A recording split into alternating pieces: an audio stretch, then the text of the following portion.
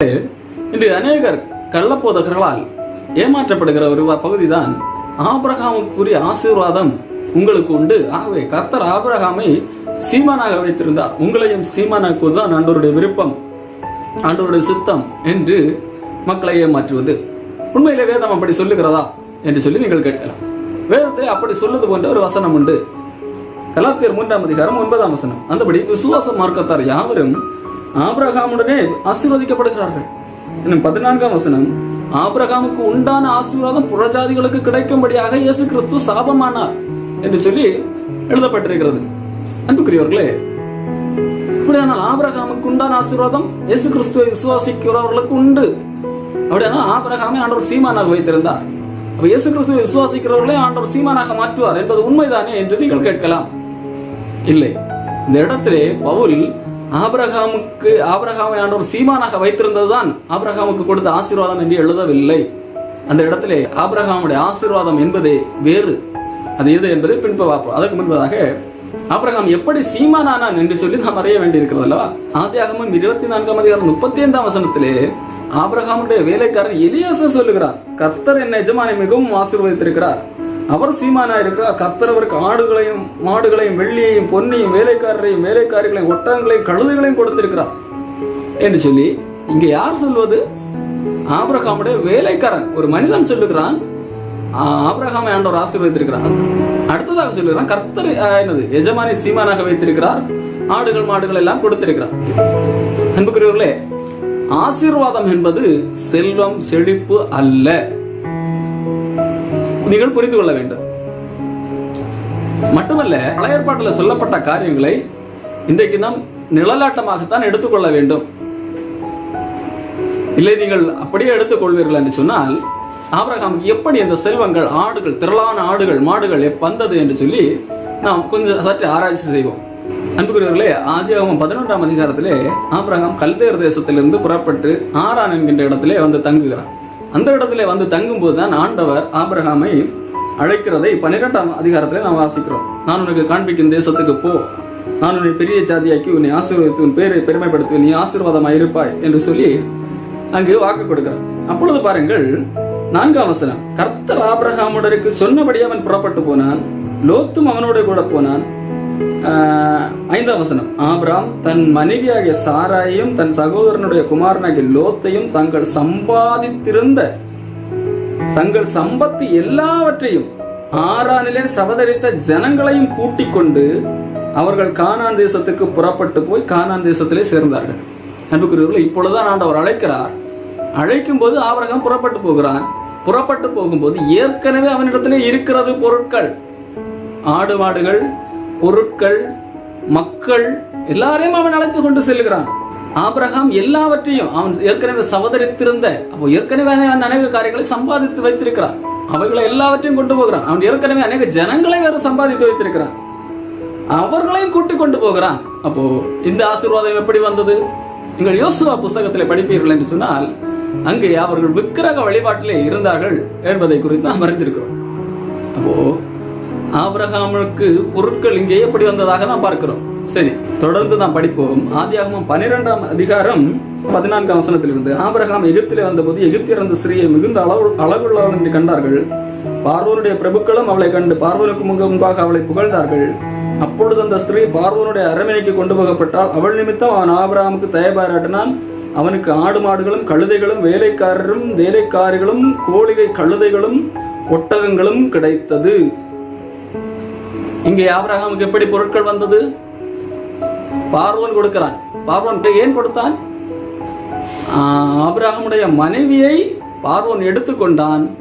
பதிலுக்கு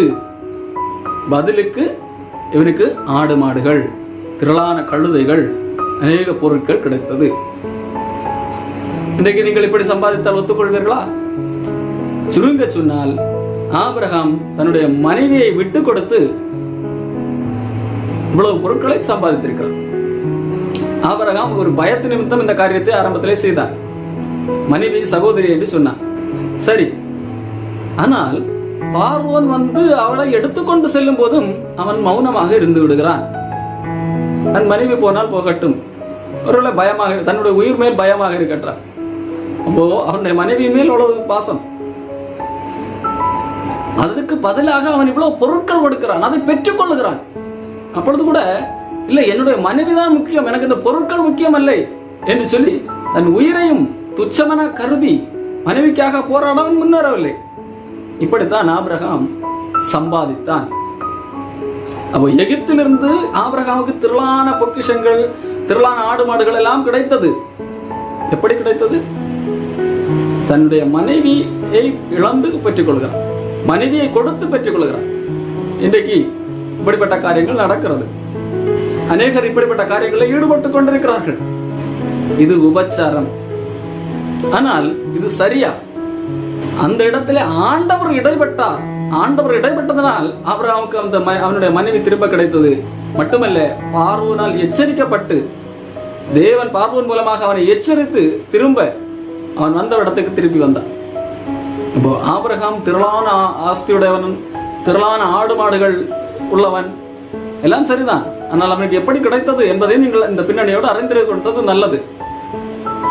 அப்போ ஆண்டவர் ஆபிரகாமுக்கு கொடுத்த ஆசீர்வாதம் என்பது இதுவல்ல.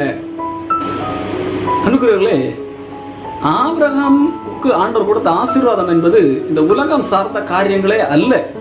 வேதம் அப்படி சொல்லவில்லை. வேதம் எதை ஆபிரகாமுக்கு கொடுத்த ஆசீர்வாதமாக அல்ல, கிறிஸ்துவை பின்பற்றுகிறவர்களுக்கு ஆபிரகாமின் ஆசீர்வாதம் கிடைக்கும் என்று சொல்லுகிறதை அது எதை காட்டுகிறது என்று பார்த்தால், நம் கலாத்தியர் 3ஆம் அதிகாரத்துக்கு திரும்ப வேண்டும். அன்புக்குரியவர்களே, கலாத்தியர் 3ஆம் அதிகாரம் 8ஆம் வசனத்திலே தேவன் விசுவாசத்தினாலே புறஜாதிகளை நீதிமான்களாக்குகிறார் என்று வேதம் முன்னாக கண்டு. வேதம் முன்னதாக ஒன்றை பார்க்கிறது, அல்லது கடவுள் முன்பதாகவே ஒன்றை பார்க்கிறார். எதை பார்க்கிறார்? விசுவாசத்தினாலே தான் ஜனங்களை நீதிமன்றாக மாற்றுகிறார், புறஜாதிகளை நீதிமன்றாக மாற்றுகிறார் என்பதை கண்டுகொள்கிறார். விசுவாசத்தினால் நீதிமான்களாக்குகிறார் என்பதை கண்டுகொண்டு ஆண்டவர் சொல்கிறார், உனக்குள் சகல ஜாதிகளும் ஆசீர்வதிக்கப்படும் என்று ஆபிரகாமுக்கு சுவிசேஷமாய் முன்னறிவித்தது. அப்போ ஆண்டவர் ஒரு காரியத்தை முன்னறிந்து விட்டுதான் சொல்லுகிறார், உன் மூலமாக சகல ஜாதிகளும் ஆசீர்வதிக்கப்படும். இங்கே ஆசீர்வாதம் என்று எதை காண்பிக்கிறது? விசுவாசத்தினாலே நீதிமானாகுதல், அதுதான் ஆசீர்வாதம். ஒரு மனிதன் நீதிமானாக மாறுவதுதான், அவனை ஒரு மனிதனை நீதிமானாக மாற்றுவதுதான் ஆண்டவருக்கு ஆசீர்வாதமாக குறிப்பிடுகிறார். மற்றபடி இங்கே பொன் சேர்ப்பதோ பொருள் சேர்ப்பதோ ஆசீர்வாதம் அல்ல. அப்படி பார்த்தால் ஆபிரகாம் வாழ்ந்த காலத்திலே ஆபிரகாமை காட்டிலும் சீமானாக இருந்தவர் எகிப்து ராஜா. ஆபிரகாமுக்கே அநேகம் பொருளை கொடுக்கக்கூடிய இடத்திலே எகிப்து ராஜா இருந்திருக்கிறார்.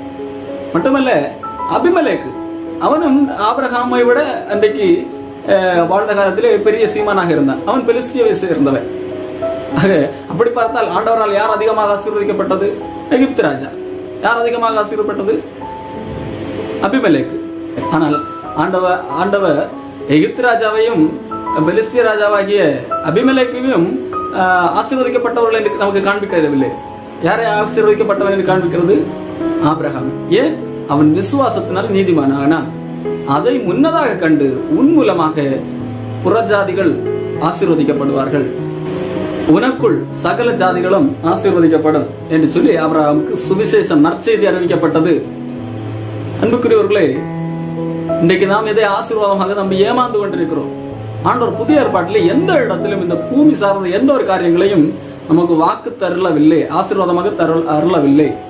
மாறாக நித்தியத்தை குறித்து பேசியிருக்கிறார். பூமியிலே உலகம் தராத சந்தோஷம், உலகம் தராத சமாதானத்தை குறித்து பேசியிருக்கிறார். மாறாக நித்திய ஜீவனை குறித்து பேசியிருக்கிறார். மறுமையில் பெற்றுக் கொள்வீர்கள், பரலோகத்தில் உங்கள் பலன் மிகுதியாயிருக்கும் என்றெல்லாம் பேசியிருக்கிறார். ஒரு இடத்திலே கூட பூமியில நான் உங்களை பணக்காரர்களாக்குவேன் என்றெல்லாம் வாக்கு தரலவில்லை. அப்படி பார்த்தால் இயேசுனுடைய சீடர்கள் தான் உலகத்திலே பணக்காரர்களாக இருந்திருக்க வேண்டும். அப்படி அல்ல. இயேசு கிறிஸ்துவை பின்பற்றினால் பணக்காரர்களாகுவதுதான் ஆசீர்வாதம் என்றால் இயேசு கிறிஸ்து சீடர்கள் தான் பணக்காரர்களாக இருந்திருக்க வேண்டும். அப்படி யாரும் இருக்கவில்லை. அவர்கள் எல்லாரும் தரித்திரராக காணப்பட்டார்கள். அவர்கள் எல்லாம் பஞ்சத்திலே காணப்பட்டார்கள், பட்டினியிலே காணப்பட்டார்கள், தன் உயிரையே இழக்கக்கூடிய சூழ்நிலைக்கு காணப்பட்டார்கள். அன்புக்குரியவர்களே, ஆனால் அவர்கள் உண்மையிலே ஆசீர்வதிக்கப்பட்டார்கள். ஏன் தெரியுமா? அவர்கள் நீதிமான்களாக்கப்பட்டார்கள். அவர்களுக்காக நித்திய ஜீவன் உண்டு. நித்திய ஜீவனை அளிப்பேன் என்பதை அவர் நமக்கு செய்த வாக்குத்தத்தம். மட்டுமல்ல, ஒன்றை நீங்கள் புரிந்து கொள்ள வேண்டும், இயேசு கிறிஸ்துவை விசுவாசித்த அத்தனை சீடர்களும் அவர்கள் ஆசீர்வதிக்கப்பட்டார்கள். இன்றைக்கு யாரெல்லாம் இயேசு கிறிஸ்துவை விசுவாசித்து அவரை ஏற்றுக்கொண்டிருக்கிறீர்களோ அத்தனை பேரும் ஏற்கனவே ஆசீர்வதிக்கப்பட்டிருக்கிறீர்கள். ஒரு மனிதன் எப்பொழுது இயேசு கிறிஸ்துவை ஏற்றுக்கொள்கிறானோ அப்பொழுது அவன் ஆசீர்வதிக்கப்பட்டவனாக மாறுகிறான். இனிமேல் ஆசீர்வதிக்கப்படுவான் என்பதல்ல, அவன் ஏற்கனவே ஆசீர்வதிக்கப்பட்டவன் என்று சொல்லி வேதம் சொல்லுகிறது. ஆனால் அது ஆசீர்வாதம் நீங்கள் கருதுகிறபடி அல்ல. இன்னைக்கு மனிதனுக்கு ஆசீர்வாதமாக எது காண்பிக்கப்படுகிறது என்றால், இந்த உலகம் சார்ந்த செழிப்புகள், அந்தஸ்து, பணம், புகழ், இவைகள் தான் ஆசீர்வாதமாக காண்பிக்கப்படுகிறது. ஆனால் வேதம் அதை சொல்லவில்லை. எபேசியர் 1ஆம் அதிகாரத்திலே சொல்லுகிறது, உன்னதத்திலே ஆவிக்குரிய சகல ஆசீர்வாதத்தினாலும் அவர் நம்மை ஆசீர்வதித்திருக்கிறார். அப்போ இயேசு கிறிஸ்துவை விசுவாசிக்கிறவர்கள் ஏற்கனவே ஆசீர்வதிக்கப்பட்டவர்கள். என்ன ஆசீர்வாதம்? ஆவிக்குரிய சகல ஆசீர்வாதம். எங்கே? உன்னதத்திலே. அதே எபேசியர் சொல்லுகிறது 2ஆம் அதிகாரத்திலே, உன்னதத்திலே அவரோடு கூட நாம் உட்கார வைக்கப்பட்டிருக்கிறோம் என்று. இதை காட்டிலும் மேலான ஆசீர்வாதம் உண்டு என்று நீங்கள் கருதுகிறீர்களா? அன்புக்குரியவர்களே, இன்றைக்கு உங்களை இந்த மண்ணோடு தங்க, இந்த உலகத்தோடு தங்க வைப்பதற்காக, இந்த உலகத்தில் பெரிய ஆளாகுவதுதான் ஆசீர்வாதம் என்று சொல்லி தவறாக நம்ப வைக்கிறார்கள் கள்ளப்போதகர்கள். உங்களுடைய பிடியில நீங்கள் சிக்காமல் இருக்க ஆபிரகாமுடைய ஆசீர்வாதம் என்ன என்பதை நீங்கள் அறிந்து கொள்ள வேண்டும். ஆபிரகாமுடைய ஆசீர்வாதம் என்ன? நீங்கள் விசுவாசத்தினால் நீதிமான்களாக்கப்படுகிறீர்கள். நீங்கள் நீதிமான்களாக்கப்படுகிறீர்கள், அதுதான் ஆசீர்வாதம். நீங்கள் ரட்சிக்கப்படுகிறீர்கள், நீங்கள் நித்திய ஜீவனுக்குரியவர்களாக மாறுகிறீர்கள், இதுதான் ஆசீர்வாதம். மற்றபடி இந்த பூமியிலே செழிப்பு வாழ்வது அல்ல. இப்படி பார்த்தால் அம்பானி தான் ஆசீர்வதிக்கப்பட்டவர். அம்பானியுடைய கடவுள் தான் இயேசு கிறிஸ்துவை விட பெரிய கடவுள் என்று சொல்ல வேண்டி வரும். ஆகவே உண்மை உணர்ந்து கொள்ளுங்கள். கர்த்தர் உங்களை ஆசீர்வதிப்பார்.